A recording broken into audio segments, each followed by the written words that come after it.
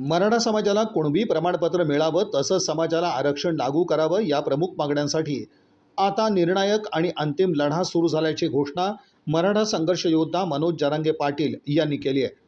अंतरवाली सराटी इथं त्यांनी आमरण उपोषण सुरू करण्याचा निर्णय जाहीर करत आंदोलनाच्या स्वरूपात मोठा बदल करण्यात आल्याचं सांगितलं। यापूर्वी मंडप आणि विविध सोयीसुविधांसह आंदोलन करण्याची तयारी होती, मात्र आता कोणत्याही सुविधा न घेता रखरखत्या उन्हात बाज टाकूनच आमरण उपोषण करण्यात येणार असल्याचं जरांगे पाटील यांनी स्पष्ट केलं।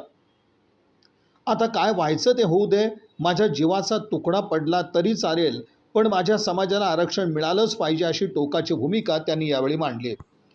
मराठा समाज बांधवांनी मोठ्या संख्येने आंदोलनस्थळी गर्दी करू नये असं आवाहनही त्यांनी केलं।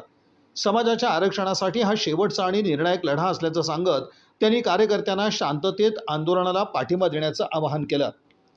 दरम्यान मुंबईतील आंदोलनानंतर राज्य सरकारनं मागण्यांबाबत निर्णय घेण्यासाठी 1 महिन्याचा अवधी मागितला होता, मात्र त्यानंतर तब्बल 10 महिने उलटूनही मराठा समाजाला कुणबी प्रमाणपत्र मिळण्यात अडचणी कायम असल्याचा आरोप जरांगे पाटील यांनी केला।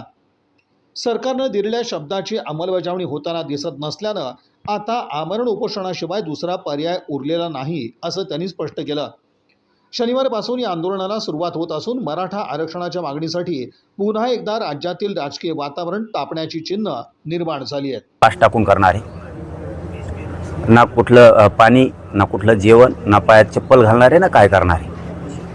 माझ्या शरीरात प्रचंड वेदना आहेत। या जीवाला मी तरसायचं तरी किती दिवस। त्यामुळं जे होईल ते होईल।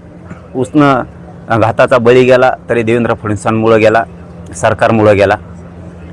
कितीही जीवाची लाहीलाही झाली तरी हरकत नाही, कारण माझ्या समाजाच्या लेकरांच्याच आयुष्याचा उन्हाळा झाला आहे। तर आपण आपली का कदर करायची। ते उन्हात कुठंही होईल, ते जंगलात होईल, रानात होईल, ते कुठंही होईल, परंतु ते खूप कडक आणि त्या रखरखत्या उन्हात ते आमरण उपोषण होणार आहे। आणि त्या भूमिकेवरती मी आता ठाम आहे। आता शेवटी त्याच्यात किती त्रास होणार आहे, किती जीवाची लाहीलाही होणार आहे, किती कडक ऊन आहे, किती त्रास आहे, किती त्या वेदना होणार आहेत, याचा मी कसलाही विचार करायचं नाही ठरवलेलं। मी आता माझ्या निर्णयावरती फायनल आहे, कारण हे सारखे उपोषण करून सुद्धा माझ्या जीवाला इतक्या वेदना आहेत आणि इतका त्रास आहे प्रचंड।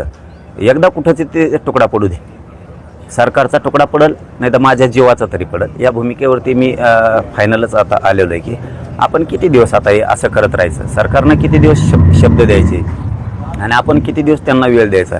हे सलग आता 3 वर्ष झाले हे आंदोलन सुरू आहे। त्यामुळं ही जी मी तुम्हाला त्या दिवशी सांगितलं होतं की मी कठोर आंदोलनाची भूमिका घेणार आहे, तर हे मे महिन्याच्या या कडक रखरखत्या उन्हात हे आमरण उपोषण होणार आहे।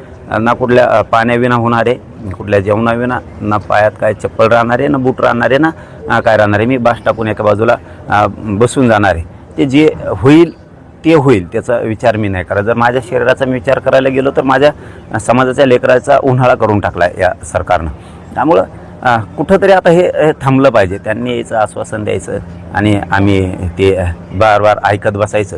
एकदाचं होऊ जाऊ दे आणि हे झालं फायनल। याच्यावरती कुठलाही बदल नाही, काही होणार पण नाही। आणि माझ्या मराठा समाजाला विनंती की कुणीही अंतरवालीकडं तुम्ही येऊ नका, कारण सरकारनं मराठा समाजावरती खूप माया दाखवली की त्यांना ऊनच लागल, त्यांना विठीसत धरायचं नाही, म्हणजे माया दाखवली। तर मग आता त्यांना जर माया आहे तर त्यांनी आत्तापर्यंत आरक्षण दिलं असतं। आणि म्हणजे हे डाव आहे मराठ्यात संभ्रम पसरायचा आणि हे करायचं। आता हे मला नाही वाटत की देशात असं पुन्हा आमरण उपोषण कुठं देशात झालं असेल आणि इतका कठोर पद्धतीची कुठंतरी निर्णय झालेला असेल की हे मी माझ्या मनानं म्हणत नाही, पण देशात मला नाही आठवत की असं इतकं टोकाचं झालं असं ना, ते टोकाचं आता होणार आहे।